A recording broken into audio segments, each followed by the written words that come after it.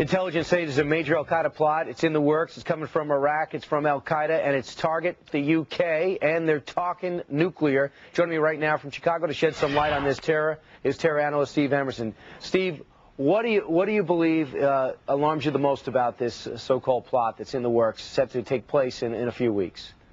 Well, first of all, the credibility of the plot. When I first read it, I thought maybe it was just some scuttlebutt coming out of Iraq or Iran by some, source that wasn't very credible. But apparently, this is a special branch report. That is, it's coming out of MI5.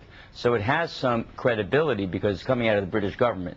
Having said that, there is very limited possibilities for, really executing such an attack, because they're talking about killing up to 200,000 people. Now, that would require a massive blast of the magnitude of several nuclear bombs, or some type of detonation near a chemical facility with large numbers of people. It's almost impossible to conceive of such a type of an attack, and yet that type of mega attack seems to be the logical choice for al-Qaeda to resurrect itself in order to put itself on the map after not having produced any mega attack since 9/11. Well, Steve, I'll tell you what, they've resurrected themselves, absolutely, in Iraq. There's a great number of them there, and they're taking credit for a lot. We know how Zawahiri was communicating with Zarqawi, and now el-Masri. Are we to believe a plot like this comes out of the bin Laden group to the al-Qaeda group, because they have the greater numbers, al-Qaeda and Iraq group, to be implemented inside Britain?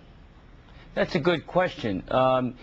It apparently stemmed from the al-Qaeda splinter group, but this type of attack, with the magnitude of casualties that they are contemplating, would have to have the approval of the authorization of al-Qaeda mainstream, the al-Qaeda with the Zawahiri.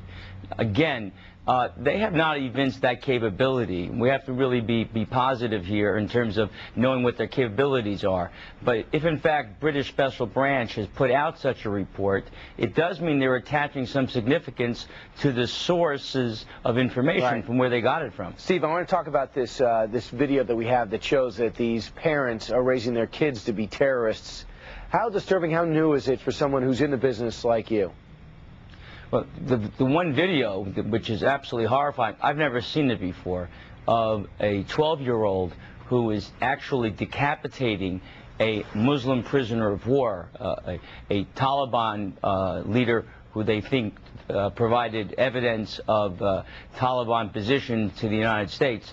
They actually had a 12-year-old kid do the execution. I've just never seen that before. I've seen 12-year-olds acted out. I've seen 12-year-olds get indoctrinated on the West Bank. I've seen 15-year-olds on the West Bank in Gaza become suicide bombers. I've never seen a 12-year-old executioner. This shows the whole degree to which they've subjected their kids to become operational players in the evil of terrorism. That's right. You got to unearth them and retrain those children before they become the tomorrow suicide bombers. Steve Emerson. It's almost too late now. I don't like to hear that. Steve Emerson, thanks so much for joining us.